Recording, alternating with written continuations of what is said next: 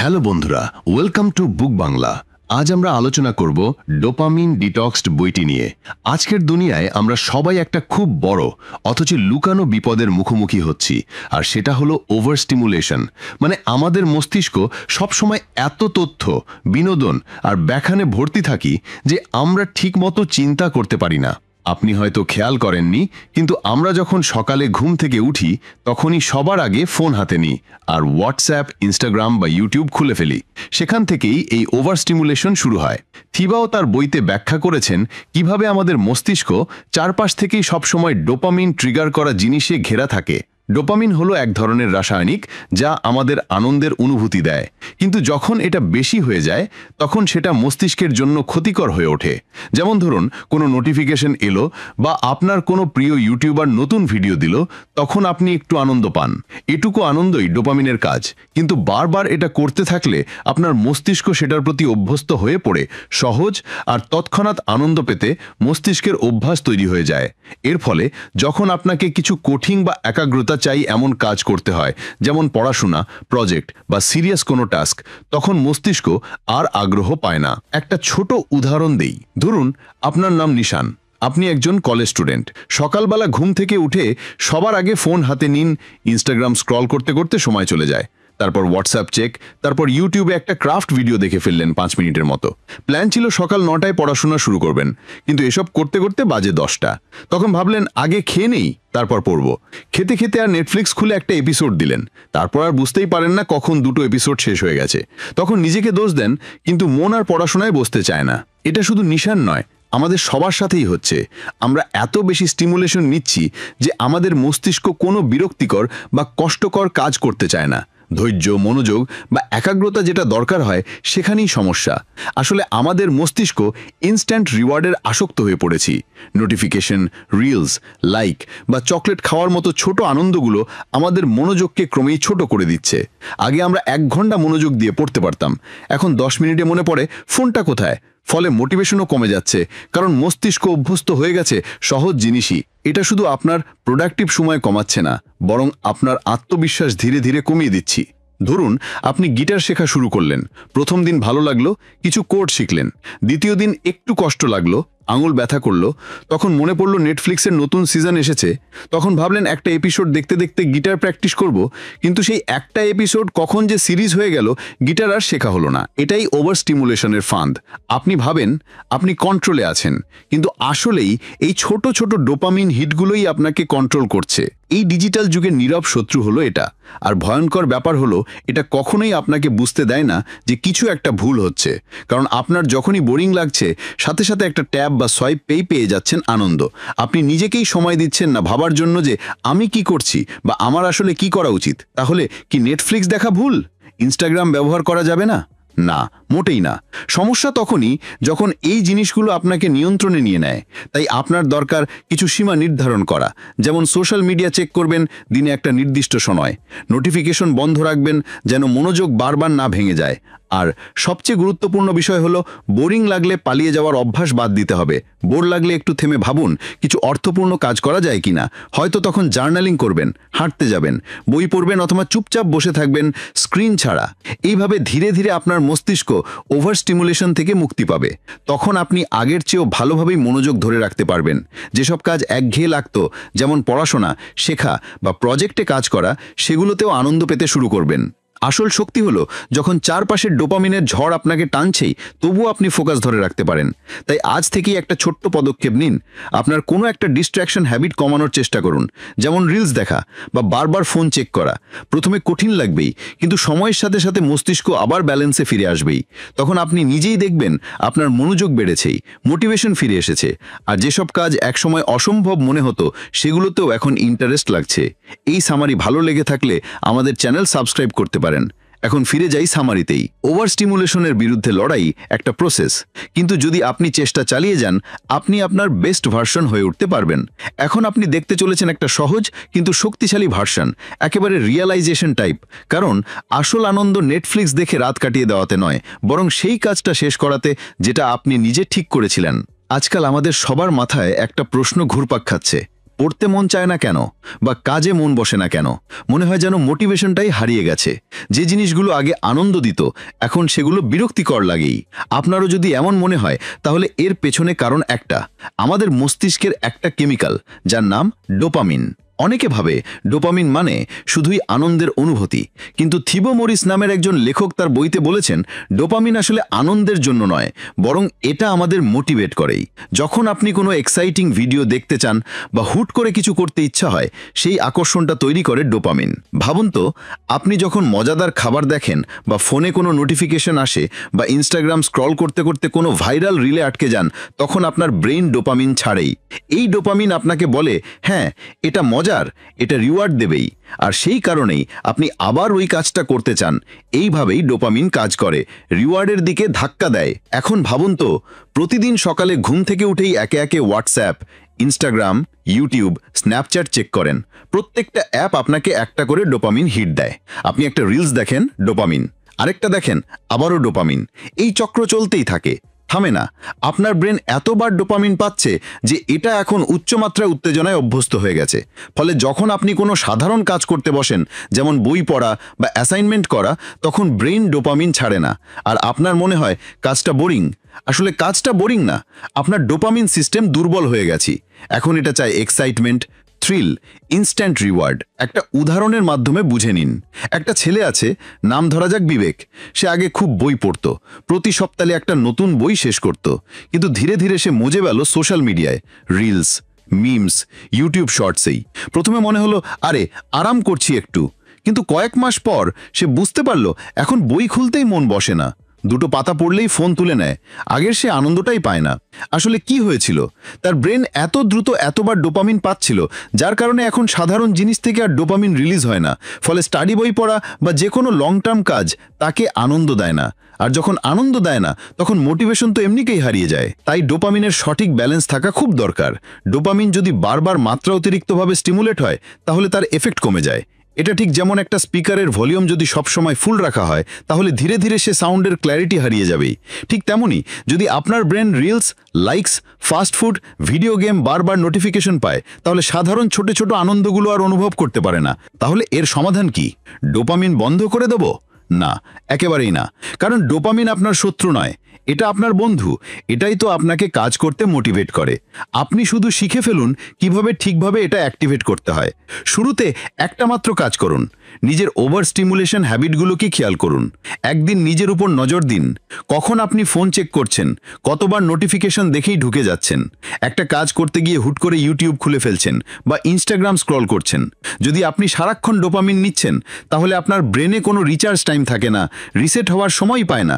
তাই যখন আপনি আসল কাজ করতে বসেন, ততক্ষণে আপনার ব্রেনের ডোপামিন আগেই পুড়ে গেছে। এই সমস্যার সমাধান হলো ডোপামিন ডিটক্স নামের একটা প্র্যাকটিস।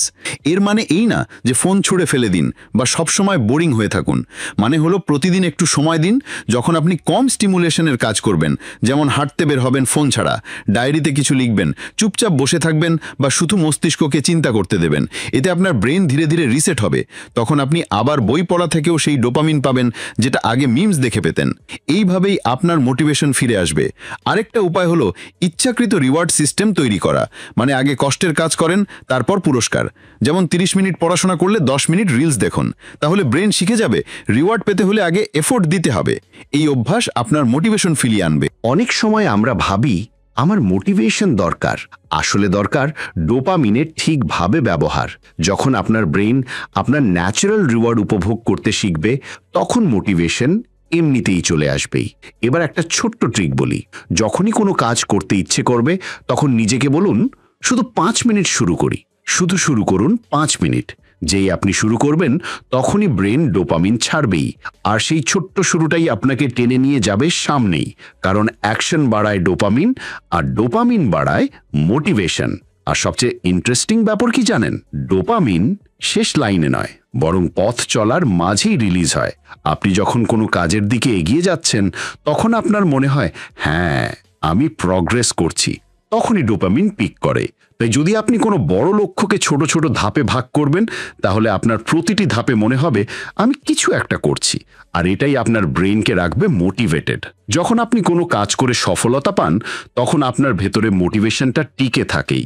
তাই যখনই নিজেকে ডিমোটিভেটেড লাগবে, তখন ভাবুন না যে আপনার ইচ্ছে শক্তির অভাব, বরং ভাবুন হয়তো আপনার ব্রেনের ডোপামিন সিস্টেমটা অতিরিক্ত লোড হয়ে গেছে, এখন সেটাকে একটু বিরতি দেওয়া দরকার।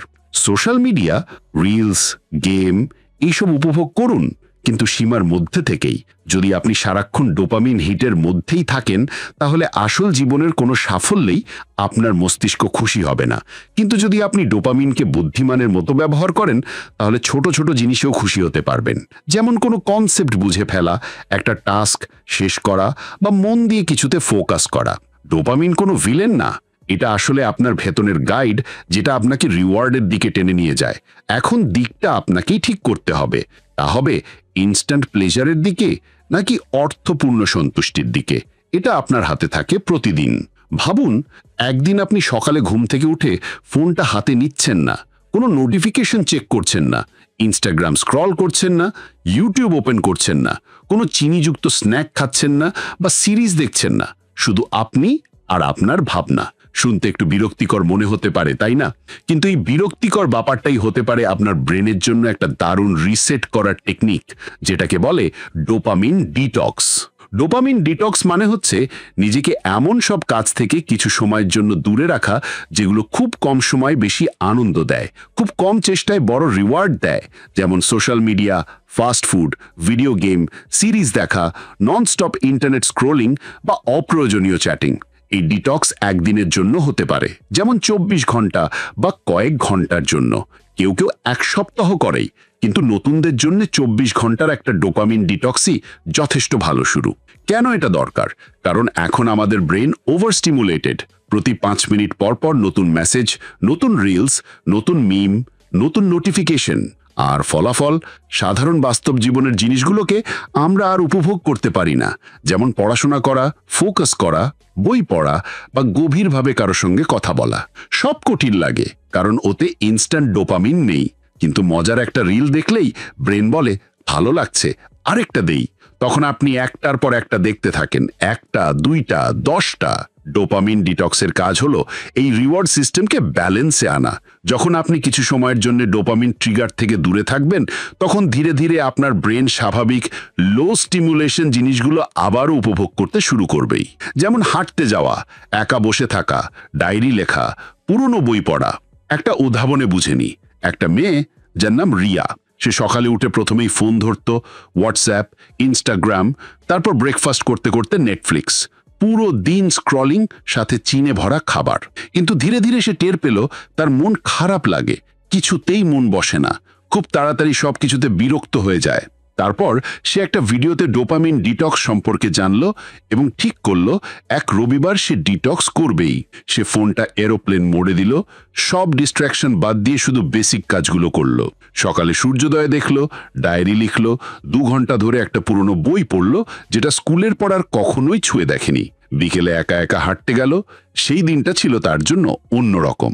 শান্তি, মানসিক স্বচ্ছতা আর একটুখানি মানসিক সতেজতা সে অনুভব করলো।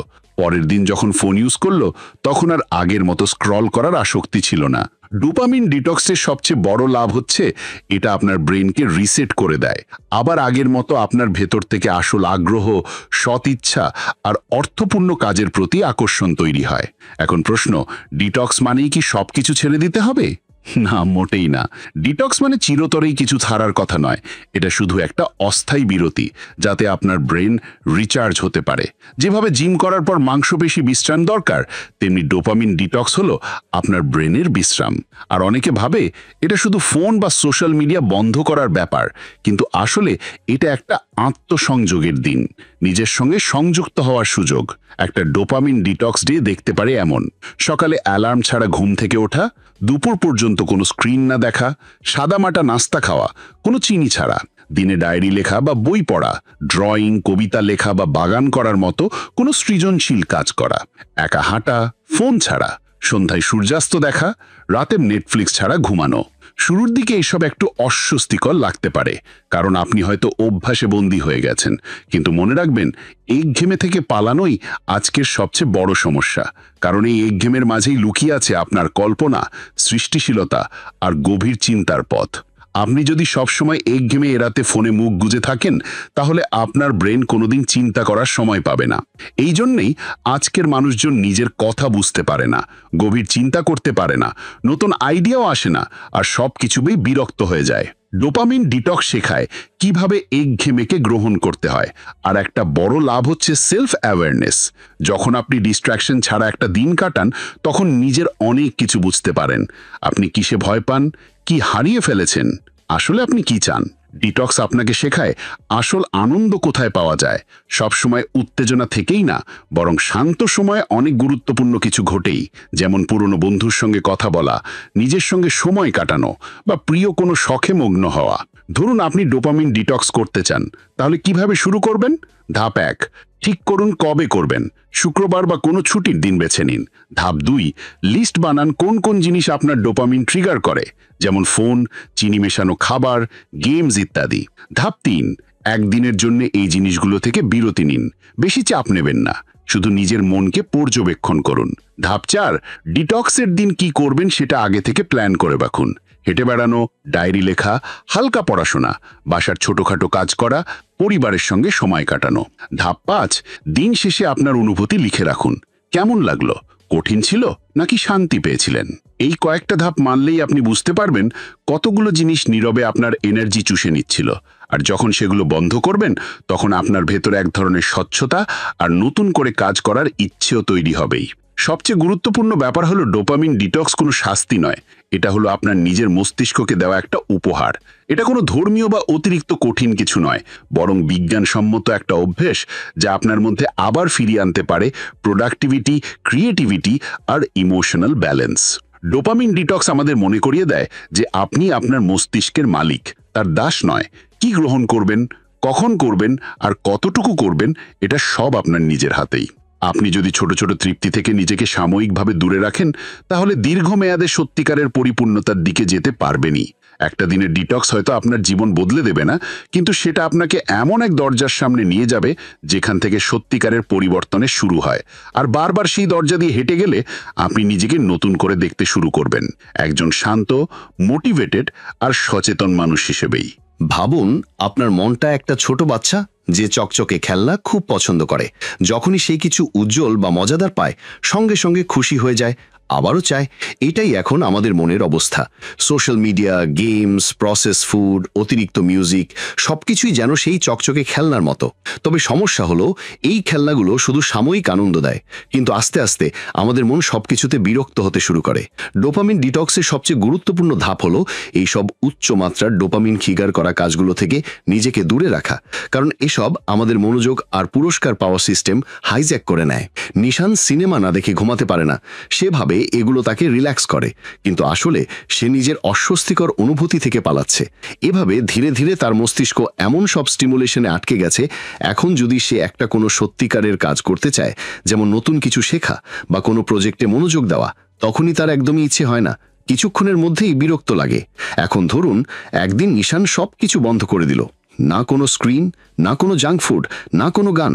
শুরুতে তার খারাপ লাগবে, অস্থির লাগবে, কিন্তু কয়েক ঘন্টা পর তার মন নিজে নিজেই শান্ত হতে শুরু করবে। সে নিজের সাথে কানেক্ট করতে পারবে। জানলার বাইরে তাকিয়ে থাকা, ডায়েরি লেখা বা একা চুপচাপ বসে থাকাতেও শান্তি পাবে। এইভাবে হাই ডোপামিন অ্যাক্টিভিটিগুলো এড়িয়ে গেলে আমাদের মস্তিষ্ক ধীরে ধীরে রিসেট হয়। তখন আমরা বোরিংনেস সহ্য করতে শিখি, আর এই বোরিংনেস থেকেই আসে সত্যিকারের ক্রিয়েটিভিটি, পরিষ্কার চিন্তা আর নিজেকে চিনে ফেলার সুযোগ। আমরা বুঝতে পারি আমাদের আসল অগ্রাধিকারগুলো কি। এই অভ্যেস থেকে বের হওয়ার সবচেয়ে ভালো উপায় হলো রিপ্লেসমেন্ট স্ট্র্যাটেজি। মানে যদি সোশ্যাল মিডিয়া না দেখেন, তাহলে তার জায়গায় কি করবেন? ডায়েরি লিখবেন, বই পড়বেন, নিজের কোনো শখ নিয়ে কাজ করবেন। জাঙ্ক ফুড না খেলে ফল বা বাদাম খাবেন, গান না শুনলে পাখির ডাক বা প্রকৃতির শব্দে মন দিবেন। অনেকে ভাবে এসব বাদ দিলে জীবন একদম বোরিং হয়ে যাবেই, কিন্তু সত্যি কথা হলো, যখন আপনি এসব অতিরিক্ত উত্তেজনার থেকে দূরে থাকবেন, তখন বাস্তব পৃথিবীর আসল সৌন্দর্য চোখে পড়বেই। যেমন এক বিকেলে শান্ত সময় কারো সাথে খোলামেলা কথা, শরীরের প্রকৃত ক্ষিধা বা শক্তি, আর একদম পরিষ্কার মস্তিষ্ক। ডোপামিন ডিটক্সের উদ্দেশ্য এই না যে এসব জিনিসকে ঘৃণা করতে হবেই, বরং নিজের ওপর নিয়ন্ত্রণ আনার জন্য, যাতে যখন এসব ব্যবহার করবেন তখন সেটা নিজের ইচ্ছাই হয়, আসক্তিতে না। মাঝে মাঝে চকলেট খাওয়া ঠিক আছেই, কিন্তু স্ট্রেসড হলে 4টে চকলেট খেয়ে ফেলা ঠিক না। সিনেমা দেখা ঠিক আছে, কিন্তু ফাঁকা সময় মানেই একটার পর একটা দেখা, সেটা মস্তিষ্কের জন্য ক্ষতিকর। আসল স্বাধীনতা তখনই আসে যখন আপনি এসব উপভোগ করতে পারেন, কিন্তু আসক্ত না হয়ে। আপনি নিজেই ঠিক করবেন কি করবেন, কখন করবেন, কেন করবেন। তাই ডোপামিন ডিটক্স করতে চাইলে প্রথম ধাপ হচ্ছে এসব অ্যাক্টিভিটি চিনে ফেলা এবং অস্থায়ীভাবে দূরে থাকা। শুরুতে অস্বস্তি হবেই, কিন্তু অল্প সময়ের মধ্যেই আপনি বুঝবেন আপনি আগের চেয়ে অনেক বেশি ফোকাসড, এনার্জেটিক আর শান্ত হয়ে গেছেন। এই পুরো প্রক্রিয়া সবচেয়ে গুরুত্বপূর্ণ দিক হলো সচেতনতা। নিজেকে বারবার জিজ্ঞেস করুন, আপনি এটা ইচ্ছে করে করছেন না শুধু অভ্যেস থেকে। যখন এই পার্থক্য বোঝা শুরু করবেন, তখনই ডিটক্স সফল হবেই। আমাদের মস্তিষ্ক অনেক শক্তিশালী, কিন্তু শুধু তখনই যখন তাকে সঠিক জিনিস দিয়ে খাওয়ানো হয়। যদি প্রতিদিন শর্টকাট আর ইনস্ট্যান্ট আনন্দে ভরিয়ে দেন, তাহলে এটা কখনো লং টার্ম সফলতার দিকে এগোবে না। কিন্তু যদি অল্প সময়ের জন্যও হলেও এই সাময়িক আনন্দ থেকে নিজেকে দূরে রাখতে পারেন, তাহলে আপনি সেই শক্তি ফিরে পাবেন যেটা আজকের ডিজিটাল যুগে খুবই দুর্লভ। ডিসিপ্লিন, ধৈর্য আর পরিষ্কার চিন্তা, এগুলোই হলো ডোপামিন ডিটক্সের আসল উদ্দেশ্য, যেন আপনি ডিস্ট্র্যাকশন থেকে বেরিয়ে ডিরেকশনের পথে যেতে পারেন। এখন একটা কমন প্রশ্ন আসে, সবকিছু বাদ দিলে সারাদিন কি করব? তো সময় কাটানোর জন্য আমাদের দরকার অল্টারনেটিভ অ্যাক্টিভিটি, মানে যেগুলো কম উত্তেজনা দেয় কিন্তু মস্তিষ্ককে রিসেট করতে সাহায্য করে। তবে এখানে একটা জিনিস বোঝা জরুরি, লো স্টিমুলেশন মানে বোরিং না, বরং এমন অ্যাক্টিভিটি যেগুলো আমাদের মস্তিষ্ককে ওভার অ্যাকসেপ্ট করে না, বরং শান্ত রাখে। ডিটক্স টু আসল উদ্দেশ্য হলো আমাদের মস্তিষ্ককে এমন একটা শান্তি দেওয়া যাতে সেটা নিজের ভেতরে তাকাতে পারি আর নিজের আসল ইচ্ছে আর লক্ষ্যগুলো বুঝতে পারি। প্রথম অ্যাক্টিভিটি মেডিটেশন। অনেকে ভাবে মেডিটেশন বোরিং বা কঠিন, কিন্তু এটা হলো মস্তিষ্ককে পরিষ্কার করার সবচেয়ে শক্তিশালী উপায়। যখন আপনি শুধু নিঃশ্বাসের দিকে মনোযোগ দিবেন, তখন আপনি নিজের মনকে পর্যবেক্ষণ করা শিখবেন। প্রথমে একটু অস্বস্তি লাগবেই, কারণ আমরা নীরবতায় অভ্যস্ত নই, কিন্তু একটু পর থেকেই পরিষ্কার চিন্তা আর শান্তি অনুভব করবেন। দ্বিতীয় অ্যাক্টিভিটি হাঁটা। এখানে জিম বা ট্রেডমিলের হাঁটার কথা নয়, বরং এমন হাঁটা যেখানে আপনি একা, ফোন ছাড়া, গান ছাড়া। যখন আপনি চুপচাপ রাস্তায় বা পার্কে হাঁটেন, প্রকৃতিকে দেখেন, নিজের চিন্তা শুনেন, তখন মস্তিষ্ক নিজে থেকেই শান্ত হয়ে যায়। এই সময় অনেক পুরনো প্রশ্নের উত্তরও মনের ভেতর থেকে বের হয়ে আসে, যেগুলো আপনি অনেক আগেই পর্দার পিছনে লুকিয়ে রেখেছিলেন। তৃতীয় অ্যাক্টিভিটি লেখালেখি। ডিটক্স চলাকালীন নিজের অনুভূতি, চিন্তা, টেনশন বা কৃতজ্ঞতার কথা লিখে ফেলুন। এতে আপনার মস্তিষ্ক হালকা হয়। অনেক সময় আমরা যখন লিখি তখন বুঝতে পারি ভিতরে ভিতরে কি অনুভব করছি, আর এই উপলব্ধি আমাদের সামনে এগোতে সাহায্য করে। সবচেয়ে অবমূল্যায়িত কিন্তু কার্যকরী অ্যাক্টিভিটি কিছু না করা। হ্যাঁ, ঠিকই শুনেছেন, কিছু না করা, একদম চুপচাপ থাকা। এটা শুনতে সহজ মনে হলো, আমাদের অধিকাংশ মানুষ এই অবস্থায় থাকতে ভয় পায়, কিন্তু এর ভিতরেই লুকিয়ে আছে আত্ম উপলব্ধির চাবি। মোবাইল ছাড়াই চুপচাপ বসে থাকা, এই কাজটাই এখনকার সময় সবচেয়ে কঠিন, কারণ আমাদের মাথা প্রতিটা সেকেন্ডে কিছু না কিছু উত্তেজনা খোঁজে। কিন্তু যখন আপনি নিজেকে আলাদা করে দেখেন আর কিছু না করেই চুপচাপ থাকেন, তখনই আপনি একঘেয়েমির মুখোমুখি হওয়া শেখেন, আর সেখান থেকেই শুরু হয় গভীর সৃষ্টিশীলতা। অনেক বড় বড় আইডিয়া এসেছে তখন, যখন মানুষ কিছুই করছিল না। আইনস্টাইন চিন্তা করতেন ট্রেনে বসেই, নিউটন ছিলেন বাগানে বসেই। ডিটক্সের সময় আপনি বই পড়তে পারেন, তবে খেয়াল রাখবেন সেটা যেন থ্রিলার বা নোভেল না হয়। এমন বই পড়বেন যেটা আপনাকে ধীরে ধীরে ভাবতে শেখায়, যেমন আত্মোন্নয়ন, দর্শন বা জীবনী। এই বইগুলো আপনার মনকে হালকা করে উদ্দীপিত করে, তবুও অভিভূত করে না। ড্রয়িং, পেইন্টিং বা যে কোনো সৃজনশীল কাজ যেটায় আপনি নিঃশব্দে মগ্ন থাকতে পারেন, এগুলো দারুণ কাজ। এখানে এক্সপার্ট হওয়ার কিছু নেই, শুধু তুলিটা হাতে নিন, রং ছড়ান আর মন যাচায় তাই আঁকুন। এতে আপনি এমনভাবে কাজে ডুবে যাবেন যে নিজেও বুঝতে পারবেন না সময় কবে কেটে গেল। গার্ডেনিং, কুনা, যে কোনো হাতে করার মতো কাজও ডিটক্সের জন্য খুবই ভালো। যখন আপনি মাঠে খুঁড়ে গাছ লাগাবেন বা কোনো একটা সিম্পল খাবার রান্না করবেন, তখন মনে একটা শান্তি আসেই। এই ধরনের কাজগুলো আপনাকে এখন মুহূর্তে নিয়ে আসে, যেখানে না কোনো নোটিফিকেশন, না কোনো তাড়াহুড়া। অনেকে ডিটক্স চলাকালীন পুরনো শখগুলো ফিরে পেতে পারেন, যেমন গান বাজানো, কবিতা লেখা বা ফটোগ্রাফি, তবে খুব সচেতনভাবে ইন্টারনেট বা লাইকের চিন্তা না করে। ধরা যাক একটা মেয়ে আছে, প্রতিদিন কাজ থেকে ফিরে এসে সে নেটফ্লিক্স চালাতো, ইনস্টাগ্রাম স্ক্রল করতো আর রাতে ইউটিউব দেখতো অনেকটা দেরি পর্যন্ত। একদিন সে ভাবলো আর নয়, এইবার ডোপামিন ডিটক্স করবেই। প্রথম দিনই সে ফোনটা এয়ারপ্লেন মোডে দিল। প্রথম কনফিউশনটাই ছিল এখন করবে কি। ঘণ্টাখানেকের মধ্যেই সেই একঘেয়েমি ঘাস করলো। বারবার ফোনের দিকে তাকাচ্ছিল কিন্তু নিজেকে থামিয়ে রাখলো। এরপর সে ব্যালকনিতে বসে 1 কাপ চা নিল আর প্রকৃতিকে দেখছিল। পুরনো একটা ডায়েরি বের করে এলোমেলো কিছু ভাবনা লিখতে শুরু করলো। কিছুক্ষণের মধ্যেই সে এতটাই নিজের মধ্যে ডুবে গেল যে সে বুঝতেই পারল না কখন সময় পেরিয়ে গেছে। বিকেলে সে ফোন ছাড়া হাঁটতে বেরোলো আর চারপাশে জিনিসগুলো এমনভাবে দেখছিল যেন প্রথমবার দেখছে। দিনের শেষে মনে হলো মাথাটা যেন একটু হালকা আর ফ্রেশ লাগছে। তখন সে বুঝতে পারল সে কতবার নিজেকে শুধু একঘেয়েমি থেকে বাঁচাতে ডিস্ট্র্যাকশনে ডুবে গেছিল আর এই প্রক্রিয়ায় নিজের আসল সত্তা থেকে কত দূরে সরে গেছে। এই রকম কাজগুলি হলো ডিটক্সের আসল ভিত্তি। এগুলো আমাদের ব্রেনকে শেখায় শুধু উত্তেজনা ছাড়াও আপনি বাঁচতে পারবেন। একটা জিনিস বুঝে রাখবেন, কম উত্তেজনামূলক কাজ মানেই বিরক্তিকর কিছু নয়। এই কাজগুলো আমাদের মনে ভারসাম্য ধরে রাখে, যেখানে মস্তিষ্ককে হাই স্পিড থেকে আবার সাধারণ গতিতে নিয়ে আসে। আর এই ছন্দে ঢুকে পড়লেই আমরা পাই আসল শান্তি আর মনোযোগ। শুরুতে অবশ্যই কষ্ট হবে, কারণ আপনার মাথা বারবার কিছু এক্সাইটিং চাইবে, কিন্তু ধীরে ধীরে আপনি বুঝবেন এটাই আসলে জীবনের আসল সৌন্দর্য। একটা শান্ত সকাল, ডায়েরিতে নিজের ভাবনা লেখা বা চিন্তামুক্ত একটা সিম্পল হাঁটা, এগুলোই আপনার মস্তিষ্ককে রিসেট করার সেরা উপায়। আর সবচেয়ে গুরুত্বপূর্ণ ব্যাপার হলো এই সব কিছুই আপনার ভেতরেই আছে। না কোনো অ্যাপ দরকার, না কোনো কোর্স দরকার, শুধু একটু সচেতনতা আর ইচ্ছা শক্তি। তাই পরের বার যখন আপনার মাথা বলবে কিছু একটা করো, তখন একটু থেমে ভাবুন, এই কাজটা আমাকে উদ্দীপিত করছে না সত্যিই দরকারি কিছু। এই একটা প্রশ্ন আপনার পুরো ডোপামিন ডিটক্স জার্নির গাইড হতে পারে। তো বন্ধুরা, এই ছিল আমাদের আজকের বুক সামারি। কেমন লাগলো অবশ্যই কমেন্ট করে জানাবেন। আর এই ধরনের ভিডিও ভবিষ্যতে দেখতে চাইলে সাবস্ক্রাইব করে রাখতে পারেন।